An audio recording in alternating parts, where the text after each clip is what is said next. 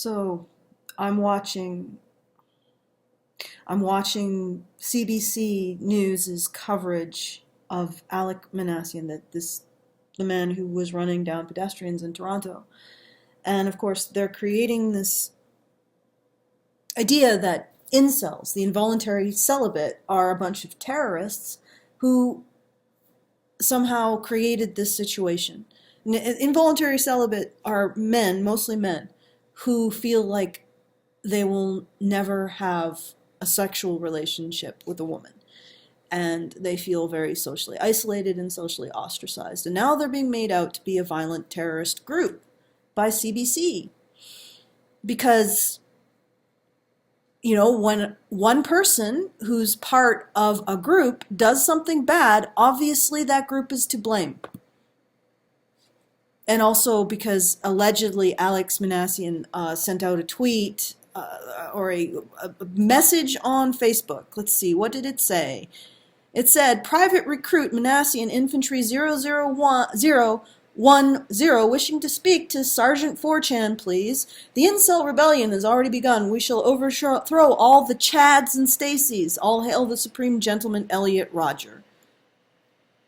Now, if that isn't a 4chan prank, which apparently Facebook has confirmed this, according to the CBC, but that sounds like a joke or a prank.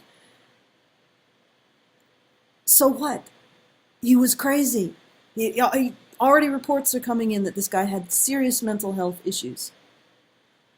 And furthermore, is it possible that part of his problems, if he was indeed part of incel, being socially ostracized and not having human touch leads to poor mental health outcomes?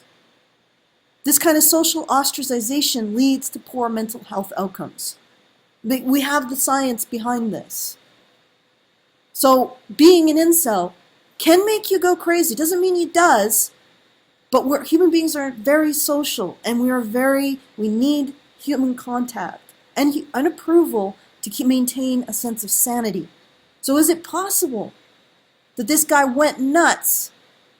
If this is true and it isn't a 4chan prank, and the science is behind this, that his mental health issues and all of this was due to being socially ostracized.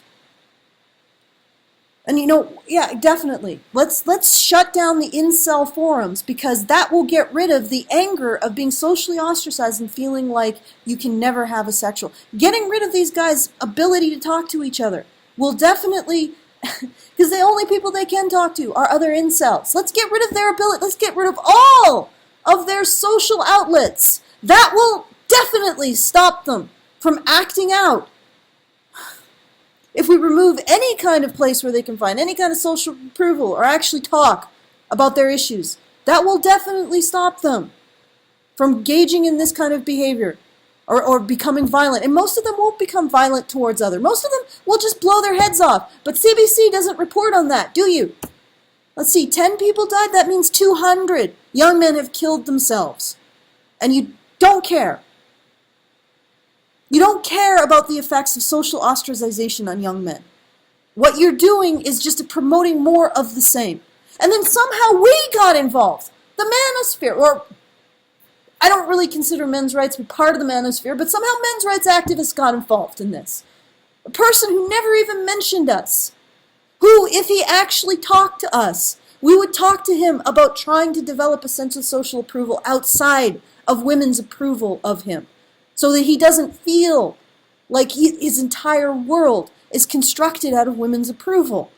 And maybe he can develop more relationships with men, go to a gym, go to some kind of sporting, take part in sports, take part in volunteer work in the community, find a way to develop social relationships outside of this narrow focus on approval from women. That's what we would have said to him. And maybe that would have prevented him from tying everything to social approval on women, tying his entire sense of self on it. If this is the case, and it isn't a 4chan prank, maybe that would have prevented him from thinking this way. Have you considered that? But of course it's our fault. It's our fault. The people who tell young men Move past just wanting to get approval from women. Try to expand your social networks. Try to not focus on that. No, it's our fault, and not the fault of the political groups that insist on defining men solely by how much approval they get from women. No, it's our fault.